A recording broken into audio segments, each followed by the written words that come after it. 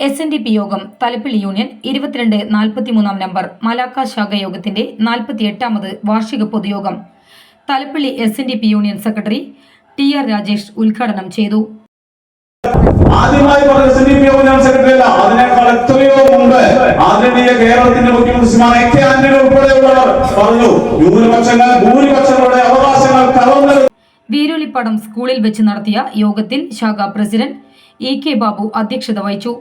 കഴിഞ്ഞ തദ്ദേശ സ്വയംഭരണ തെരഞ്ഞെടുപ്പിൽ വിജയിച്ച തെക്കുംകര പഞ്ചായത്ത് പ്രസിഡന്റായ Shantha Unnikrishnan, vice president EM ശശി എന്നിവരെ യോഗത്തിൽ അനുമോദിച്ചു. യൂണിയൻ പ്രസിഡന്റ് MS ധർമ്മരാജൻ മുഖ്യപ്രഭാഷണം നടത്തി. ശാഖാ സെക്രട്ടറി ET സുധാകരൻ വരവ് ചെലവ് കണക്കും റിപ്പോർട്ടും അവതരിപ്പിച്ചു.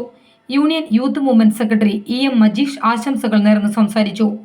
ശാഖാ കമ്മിറ്റി അംഗം രാജപ്പൻ നന്ദി പറഞ്ഞ യോഗത്തിൽ മികച്ച വിജയം നേടിയ പ്രതിഭകൾക്കുള്ള അവാർഡ് വിതരണവും നടത്തി.